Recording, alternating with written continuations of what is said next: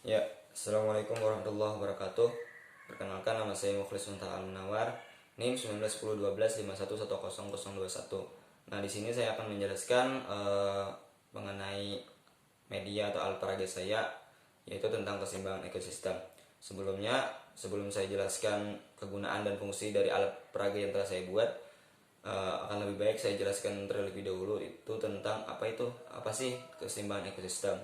Nah, segala yang ada di alam berjalan menurut hukum keseimbangan, saling memberi dan menerima. Keseimbangan ekosistem terjadi apabila komponen-komponen ekosistem tersedia dalam jumlah yang cukup dan berfungsi sesuai karakteristik masing-masing. Komponen ekosistem terdiri dari komponen biotik dan juga abiotik. Nah, biotik itu sendiri termasuk seperti produsen, konsumen, dekomposer, dan juga detritivor.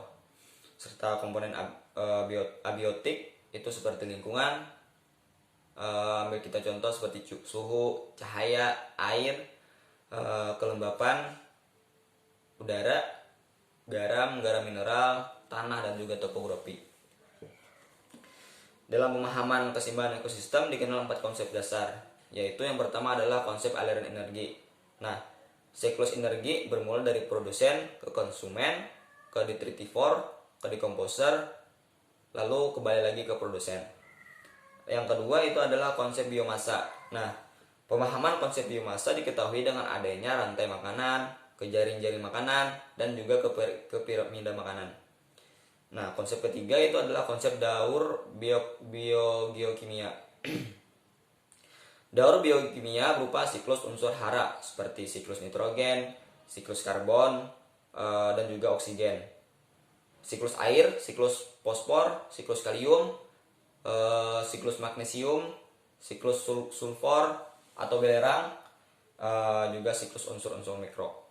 Nah, konsep dasar yang terakhir itu adalah konsep suksesi atau juga disebut klimaks. Nah, konsep ini menekankan pada kontrol kuantiti makhluk hidup dalam upaya mencapai keseimbangan ekosistem.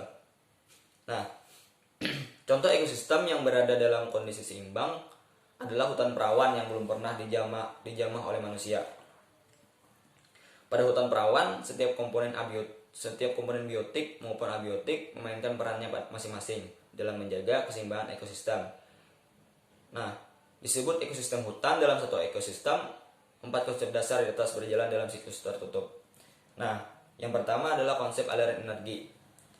Nah, yang pertama adalah tumbuhan atau produsen produk makanan bagi hewan-hewan herbivora atau pemakan tumbuhan seperti rusa. Yang kedua, hewan herbivora menjadi santapan bagi hewan karnivora atau pemakan daging seperti harimau. Yang ketiga, dalam konsep aliran energi itu adalah tumbuhan, hewan herbivora, hewan karnivora itu mati diuraikan oleh detritivor seperti cacing dan diuraikan oleh dekomposer seperti bakteri dan jamur. Yang keempat itu adalah sekresi atau kotoran cacing dan unsur hara yang dikeluarkan oleh bakteri dan jamur diserap kembali oleh tumbuhan untuk tumbuhan dan berkembang, untuk tumbuh dan berkembang. Nah, satu saja komponen aliran energi ini terganggu, maka rusaklah ekosistem hutan, seperti terjadinya penebangan hutan atau komponen produsen terganggu. Penebangan hutan mengakibatkan hewan herbivora kekurangan makanan, sehingga menyusutlah jumlahnya. Hewan karnivora juga menyusut karena kekurangan makanan detritivor dan dekomposer juga menyusut. Keseimbangan ekosistem baru akan terbentuk disesuaikan dengan jumlah produsen yang ada di hutan. Hal yang sering dilupakan adalah kerusakan komponen biotik, detritivor, dan dekomposer. Biasanya terjadi karena pencemaran tanah dan air, baik karena polusi maupun karena penggunaan bahan kimia yang berlebihan. Efek dari kerusakan detritivor dan dekomposer adalah proses pelapukan berjalan lambat. Unsur hara yang dibutuhkan tanaman lambat tersedia sehingga tumbuh kembang tanaman yang tidak optimal. Akibatnya pasukan makanan pada hewan herbivora dan hewan karnivora itu berkurang. Keseimbangan ekosistem baru akan terbentuk disesuaikan dengan jumlah detritivor dan jumlah dekomposer yang ada di hutan. Yang kedua adalah konsep biomasa. Konsep ini berjalan dengan konsep aliran energi. Pada konsep biomasa berlaku hukum memakan dan dimakan dalam rantai makanan yang sederhana. Produsen diduduki oleh jenis tumbuhan, Satu-satunya makhluk hidup yang dapat menghasilkan makanan dari komponen anorganik berupa karbon dioksida, air, dan bahan mineral terlarut dari dalam tanah. Nah, urutan rantai makanan secara umum adalah produsen, konsumen satu yaitu herbivora, lalu konsumen dua yaitu karnivora, konsumen tiga yaitu karnivora atau omnivora, yang seterusnya adalah detritivore, seterusnya decomposer, dan seterusnya adalah produsen. Satu jenis produsen bisa dikonsumsi oleh beberapa jenis konsumen satu yang berbeda jenis. Satu jenis herbivore itu bisa dikonsumsi oleh beberapa jenis konsumen dua, yakni karnivora yang berbeda jenis. Proses makan dan dimakan dari beberapa rantai makanan membentuk jaring-jaring makanan. Makin mendekat ke produsen, makin mendekat ke konsumen 3 atau karnivora atau omnivora, jumlah organisme makin sedikit. Hal ini membentuk suatu piramida ekologi. Nah, produsen di bagian dasar dan konsumen 3 di bagian puncak. Yang ketiga adalah konsep daur biogeokimia. Nah, dalam konsep ini berlaku hukum kekekalan energi, di mana energi itu tidak dapat diusahakan juga tidak dapat diciptakan, tapi dapat berubah dari suatu bentuk ke bentuk yang lain. Energi yang dimaksud di sini seperti unsur karbon, oksigen, hidrogen, nitrogen, fosfor, kalium, magnesium, kalsium, dan unsur-unsur mikro lainnya. Semua unsur ini seperti tercantum pada tabel periodik unsur memiliki dua sifat, yaitu tidak dapat dimanfaatkan makhluk hidup dan juga dapat dimanfaatkan. Contoh, tumbuhan hanya dapat menyerap unsur nitrogen dalam bentuk nitrat, tapi tidak dapat menyerap unsur nitrogen dalam bentuk amonium dan juga nitrit. Nah, kerusakan keseimbangan ekosistem pada daur biogeokimia terjadi apabila unsur yang semula tersedia bagi makhluk hidup setelah beredar dalam siklusnya menjadi tidak tersedia karena ada peranan makhluk hidup yang hilang dalam ekosistem. Hilangnya bakteri nitrat atau nitrobakter di dalam tanah juga mengakibatkan nitrogen tidak bisa diserap oleh tumbuhan, sehingga menjadi tidak tersedia untuk siklus selanjutnya. Yang keempat adalah konsep suksesi dan klimaks.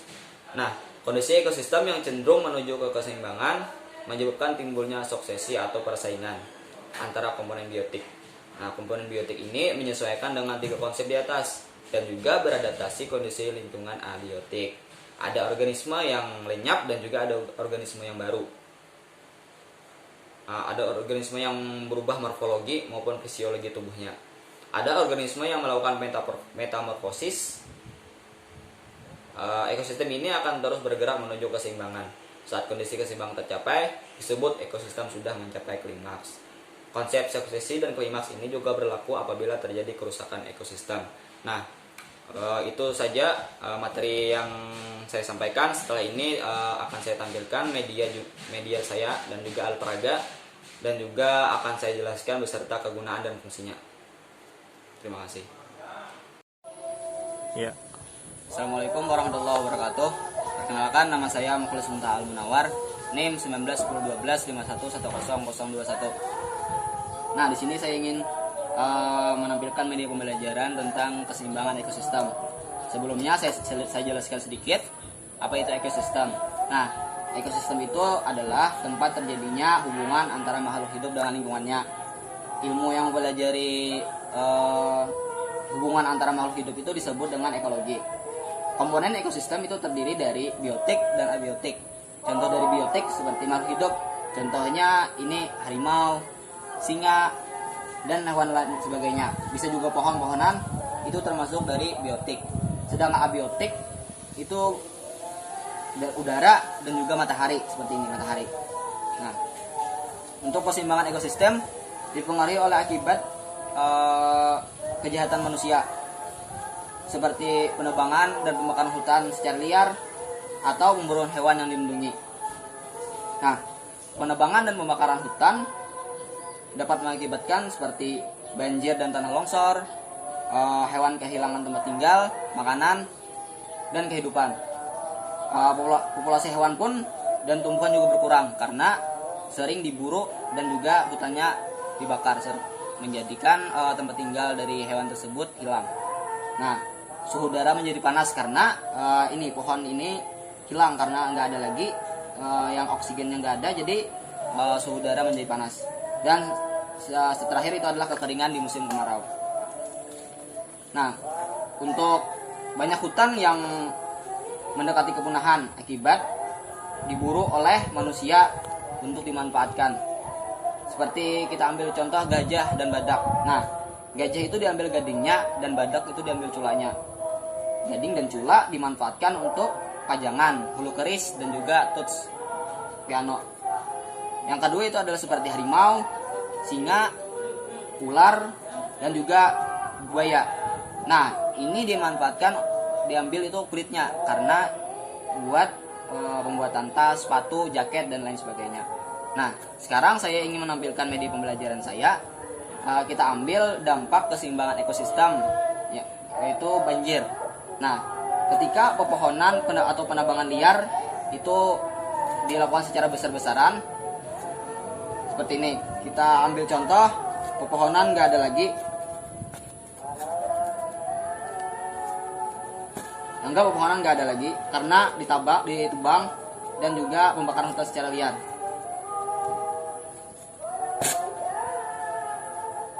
Maka yang tersisa adalah hewan-hewan dan juga rumput-rumput kecil. Jadi otomatis suhu pun menjadi panas. Ketika kemarau, maka akan terjadi kekeringan. Dan juga ketika hujannya skala besar, kita ambil contoh ini adalah air hujan skala besar.